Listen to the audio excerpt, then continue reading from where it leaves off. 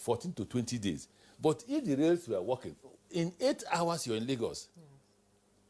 Because at 120 kilometers or 150 kilometers per hour for 800 kilometers, just tell me how many hours it takes you to get to Lagos.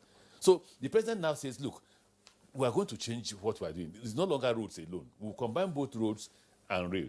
So we must, because we didn't meet enough money. They shouldn't forget that we didn't just see money. If we saw that money that Obasanjo saw in his time, maybe things would have changed in terms of rail construction. So the man says, let's deal with this 1,300 to 1,500 kilometers of rail from Lagos to Kano, because you have 30 million tons of cargo on that track. If we deal with that, we would have been able to ease off this road. So where are we? I say, sir, on my table is an application for loan by the same government to Chinese government, China Exim Bank. If you permit us, we can pursue the loan through Ministry of Finance. So Ministry of Finance now engages China Exim Bank to say, there's a loan that was already in a request by the previous government. We are interested to further it. And the government says, look, to give people this huge amount of money, $8.7 billion won't be easy. So we can give you the first set of 1.6 to construct Lagos to Ibadan. In fact, they were to give us Lagos to Ibadan and Kano to Kaduna at the same time.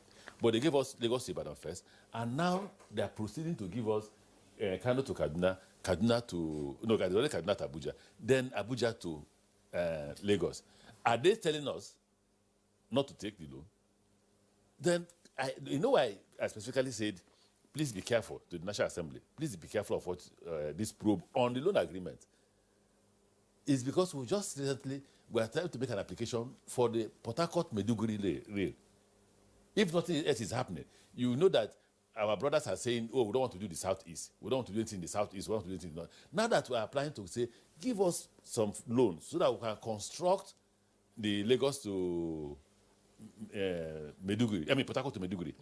By the way, a month or two ago, the National Assembly had warned the Minister of Finance not to come back here for a borrowing plan without including the Port Harcourt to Maiduguri. So the ministry is doing everything. The president has given approval. We're about to go to cabinet for approval. And then you're shouting, oh, these terms are bad. These Chinese people are wicked people. How would they give you the money? You actually said that they might not give the money. Exactly. To the National Assembly. Exactly. And I have documents to that effect where people are, we're getting signals that they become a bit apprehensive about, are we doing this because we don't want to pay them back? So if we're a lender, will you continue to lend when the borrower is saying, no, these terms are bad? Well, the same clause they're talking about. Yeah. The clause says, while a borrower would have to borrow on lender's terms to ensure repayment, it must be within the confines of international best practices. What else are you looking for? The people say, we will not do anything that is outside what other parts of the world, other countries do. What was the motivation for this whole investigation?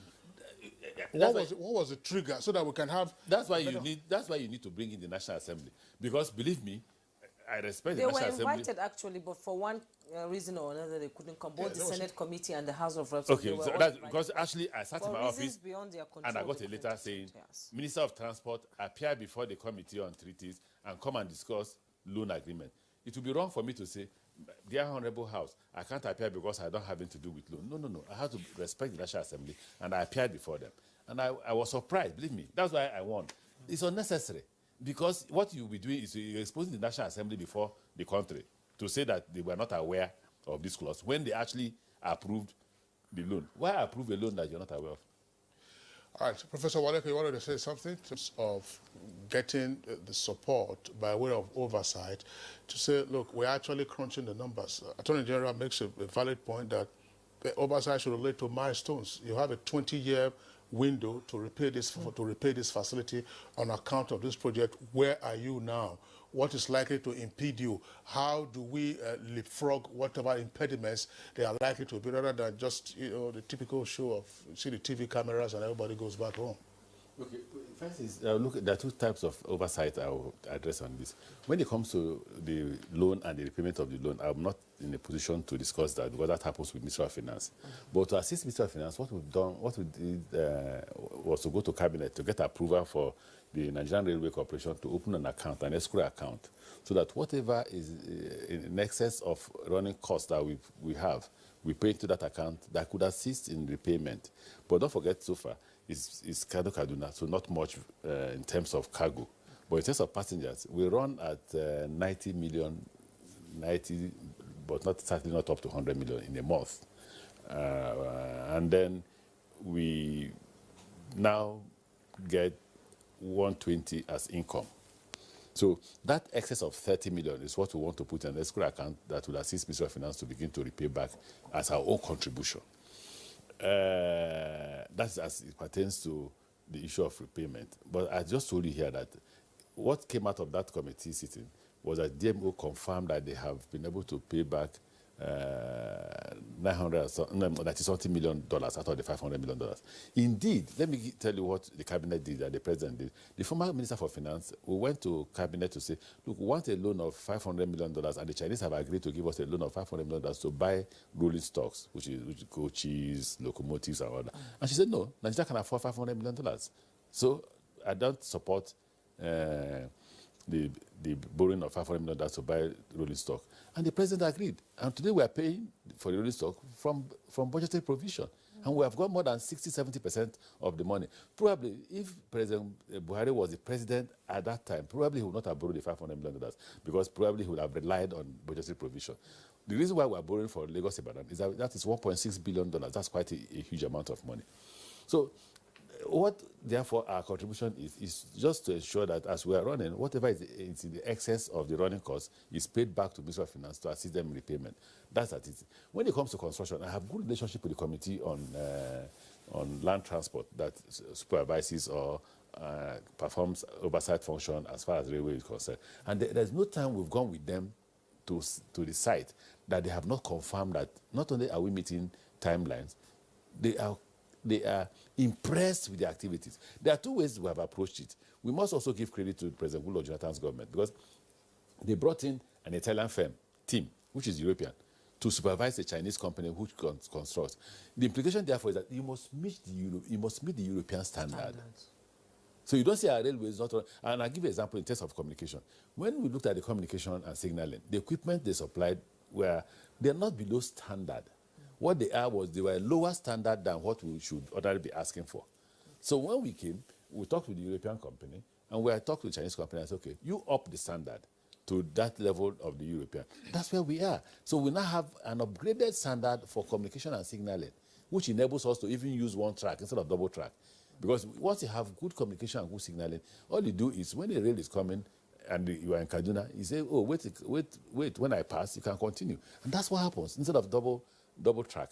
So basically, National Assembly oversights us, and they've been doing a good job because when they are coming, everybody, you see the MD is rushing to do that, the minister is rushing to go and meet them wherever. There's no big man in it because they have to approve your budget.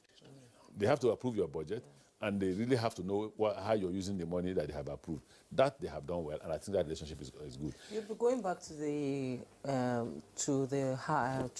National Assembly on the 18th to address them and give them details on how you've been managing the transport sector. What do you think this discussion or conversation will center on?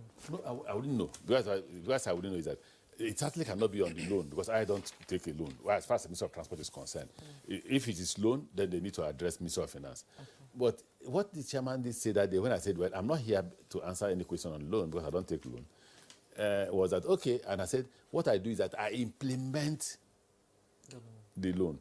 And what I have done is to implement what I have been given. Okay. We have completed Kaduna, Abuja, and everybody will say how much contribution it has made to the growth of the Kaduna economy and the Abuja economy. The number of jobs it has created. In fact, the cost of land now, the land you would have bought at 150 around that area is going for 1 million naira. Yes. That is economic growth. I'm not an economist, so I'm sure I'm just talking as a layman. Then go to Lagos Ibadan. They've sold all the land on that distance. We have put 2 infrastructure there. we have put and that's why when people attack the Chinese, I just really wonder why they are being fair to these guys. We're talking with the Chinese without putting $1.